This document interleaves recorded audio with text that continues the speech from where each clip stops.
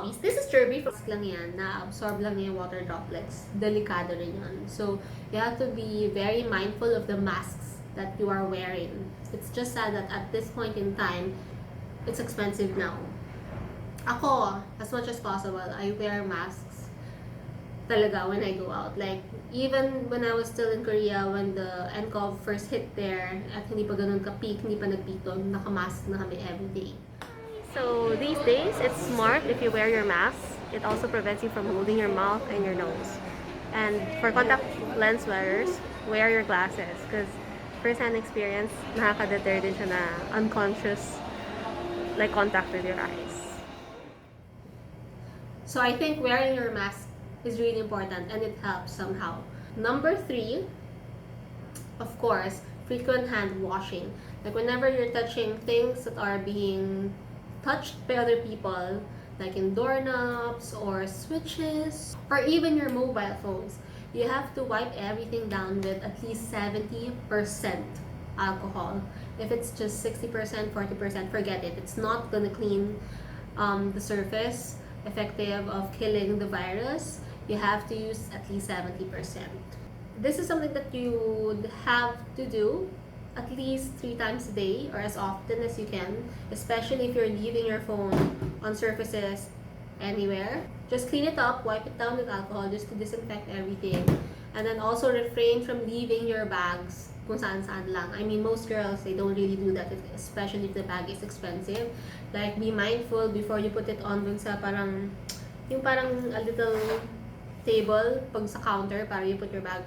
Wag na lang. As much as possible, don't touch or don't put your things sa mga places na marami ding naglalagay ng things. Parang ganyan. And if you do, always be mindful to spritz it with alcohol, to spray it with at least 70% solution of alcohol. Okay. Next tip is, you can definitely use your oils. Your oils cannot cure your nCoV virus or COVID virus. Kasi if it were, ang sikat na yung Young Living ngayon. If it were, sikat na yung essential oils na yan at wala na nagkasakit na oiler.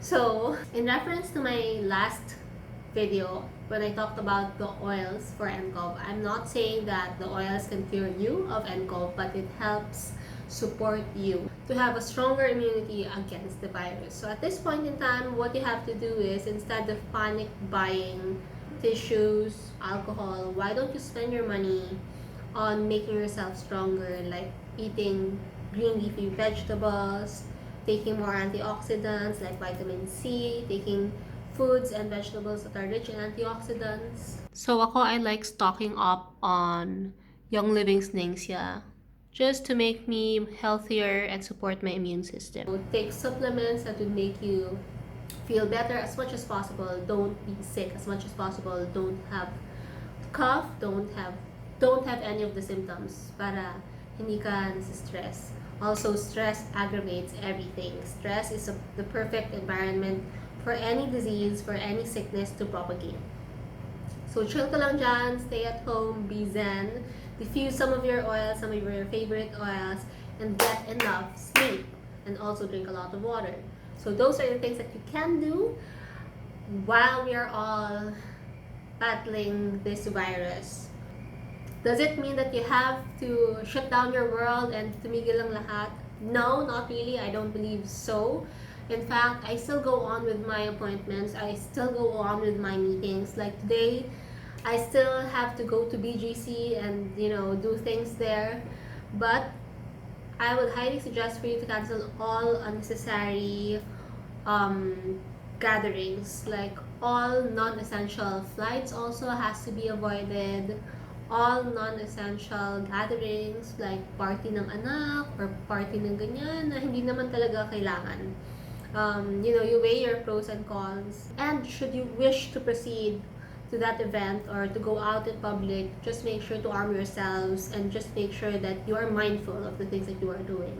So I always bring 2 bottles of alcohol with me in sprays. I also bring 2 bottles of lotion with me because, sometimes putting too much alcohol is really drying. So I do have lotions with me.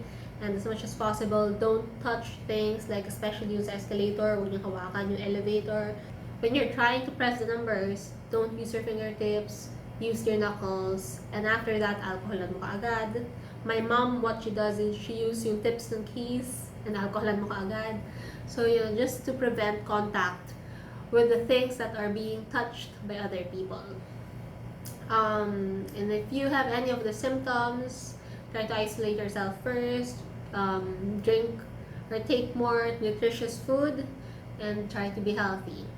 And I guess that's all for today. I'm just sharing with you the things that I've been personally doing since the time that I was in Korea and nCoV first hit there. In fact, when I was in Korea in, I think, end January, early February, may 12 cases na doon.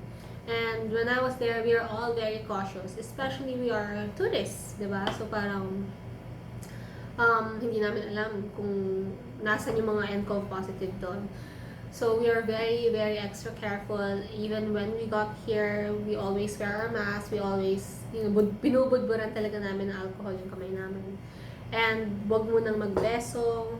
All those social pleasantries, you don't really have to fulfill them all at this time of the year. Because you have to think of your safety. As much as possible, for kids, let them stay at home because even if hindi sila yung nakaka-experience ng symptoms, they can be carriers, and that's what's bad about it. Like instances in Japan na yung guy is young and healthy, he was okay, but pag uwi niya ang nahawa yung parents, and yung parents yung namatay. So those things can happen, that's why it's extra, extra scary. But I would just want to stress before we end this video that we are only afraid of the things that we don't understand. So the more you read about this virus, the more you know, and I'm sure you've seen this, you've seen the statistics. I mean, the chances of you living from this virus is so much higher than a lot of other diseases. It's just that it spreads so quickly, and that's why we have to be extra careful. But a lot of the patients actually recover from it, and unless you are immunocompromised or unless you have underlying sicknesses that you have to be worried about. All the people who have died because of the virus actually has something like an underlying illness. So namatay sila sa complications of that other illness, not because of the virus. And parang ganun nga siya, because the virus compromises your immunity, and that's why you have to make your immunity strong to fight off the virus. Because if you are healthy, you can actually recover from the virus. At this point, the Philippines has 50 plus cases and 1 death pa rin. It spreaded quickly in the past since the last 2 weeks, right? It spreaded very, very quickly. Maybe because we have more testing kits now. But when I was in Tuguegarao, I think 2 weeks ago or last week, parang wala lang yung mga tao doon. I mean, parang wala lang. It's like they're living their normal lives. Nobody's even wearing masks. Very, very few of them are wearing masks. But all the masks are sold out there. So I also tried sourcing for masks there. Wala na. Definitely dito, wala na. In our studio here, we request the students to bring for themselves before we provided, but because wala na rin kami, we are also low on stocks. I have to ask the students to bring for themselves. But each and every one of us can practice all these extra precautionary measures just to make sure that everybody is safe. This area, since we accommodate people, students whom we don't really know their travel history and stuff, we make sure to clean all the surfaces like the tables. We make sure to clean the doorknobs, the counters, everything that's being touched by the students, we clean them para lang to make sure